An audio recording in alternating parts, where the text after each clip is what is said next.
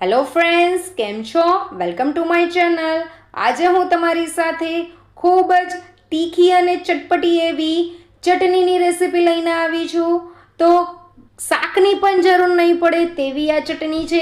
તો કાચી કેરી અને ટામેટાની ચટણીની રેસીપી બનાવવાનું સ્ટાર્ટ કરીએ. તો અહીંયા મેં એક કાચી કેરી લઈ લીધી છે, તેની સાથે 2 ટામેટાં લઈ લીધા છે, એક લીલું મરચું, તીખું લીલું મરચું છે તે લઈ લીધું છે, અને 5 થી 6 કળી લસણની લઈ લીધી છે. તમે લસણ નહીં ખાતા હોય તો તમે એને સ્કીપ પણ કરી શકો છો. વિડીયોને એન્ડ સુધી જોજો, ખૂબ જ ટેસ્ટી એવી આપની ચટણી બનીને તૈયાર થશે. તો અહીંયા મેં ચટણીને બનાવવા માટે જે કેરી લીધી હતી તે લઈ લીધી છે અને તેને આ રીતે કટ કરી દીધી છે, તમે જોઈ શકો છો. ત્યાર પછી ટામેટાને પણ આ જ રીતે 2 પાર્ટમાં કટ કરી દેવાના છે, તમે જોઈ શકો છો. અને મરચાંને પણ આ જ રીતે 2 પાર્ટમાં કટ કરી દેવાના છે. જો તમે મારી ચેનલને સબસ્ક્રાઈબ ન કરી હોય તો મારી ચેનલને સબસ્ક્રાઈબ કરજો. ત્યાર પછી આપણે આ બધાને હવે રોસ્ટ કરવાના છે. તો અહીંયા એક આખી કેરીમાંથી મેં અડધી કેરી લીધી છે, તમે જોઈ શકો છો. ત્યાર પછી અહીંયા મેં એક પેન લઈ લીધી છે, તેની અંદર 2 ટેબલસ્પૂન જેટલું તેલ એડ કરી દીધું છે.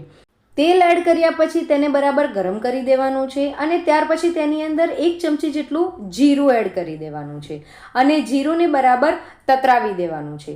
જીરું તતરી જાય એટલે આપણે જે અડધી કેરી લીધી હતી, ત્યાર પછી જે 2 ટામેટાં લીધા હતા, અને લીલું મરચું અને લસણ લીધું હતું, તે બધું જ આ પેણીની અંદર આપણે મૂકી દેવાનું છે. ત્યાર પછી આપણે તેને ઢાંકીને રોસ્ટ થવા દેવાનું છે, ચડવા દેવાનું છે, તમે જોઈ શકો છો. ત્યાર પછી તેને બંને સાઈડથી આપણે આ રીતે ફેરવીને ચડાવવાનું છે, જેથી આપણી કેરી અને ટામેટાં બંને સાઈડથી બરાબર ચડી જાય, તમે જોઈ શકો છો. આ જ રીતે આપણે તેને 2 થી 3 વખત ચઢાવવાનું છે ઢાંકીને, અને ત્યાર પછી ફરીથી એને આ જ રીતે ખોલીને તેને ફરીથી ફેરવીને ચડાવવાનું છે, જેથી આપની કેરી અને ટામેટાં બંને પરફેક્ટલી ચડી જાય અને તેની અંદર કોઈ પણ જાતની કચાશ નહીં રહે. હવે તમે જોઈ શકો છો કે ફરીથી મેં ઢક્કન ખોલ્યું છે, તો આપની કેરી અને ટામેટાં એકદમ જ હવે ચડી ગયા છે. તો આ જ રીતે તેની ટામેટાની ઉપરના જે છોટલા છે એ ઇઝીલી નીકળી જશે. તો તેને આ રીતે કાઢી નાખવાના છે. તમે જોઈ શકો છો ટામેટાના છોટલા ખૂબ જ ઇઝીલી નીકળી જાય છે.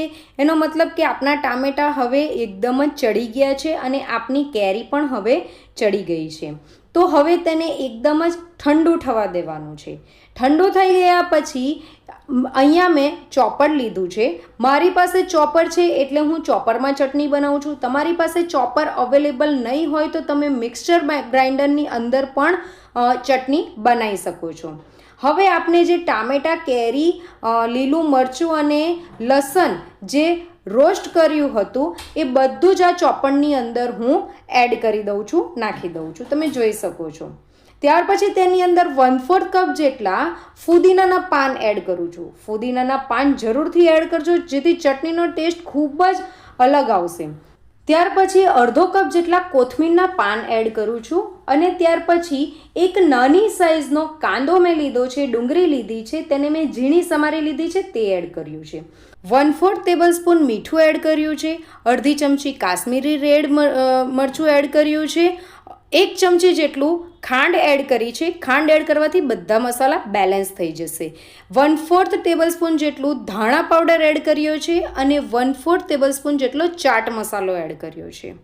હવે આની અંદર તમે પાણી વગર પણ ચોપ કરી શકો છો, અથવા જો પાણીની જરૂર હોય તો તમે 2 થી 3 ચમચી જેટલું પાણી નાખીને પણ તમે તેને ચોપ કરી શકો છો, તમે જોઈ શકો છો.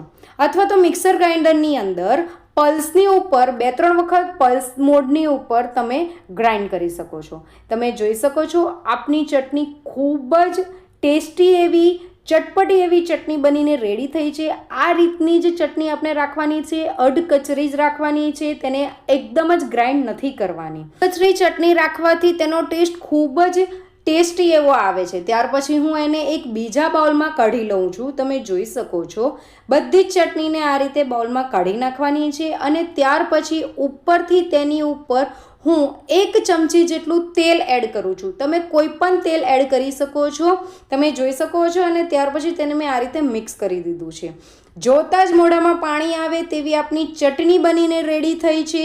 શાક નહીં હોય તો પણ આ ચટણી તમે રોટલીની સાથે ખાઈ શકો છો, પરાઠાની સાથે ખાઈ શકો છો. ખૂબ જ ટેસ્ટી ચટપટી એવી ચટણી બનીને રેડી થઈ છે. તો તમને મારી આજની ચટણીની રેસીપી કેવી લાગી એ મને કમેન્ટ કરીને જરૂર જણાવજો. તમને મારી રેસીપી ગમી હોય તો મારી રેસીપીને લાઈક કરજો અને શેર કરજો. Thank you for watching. By.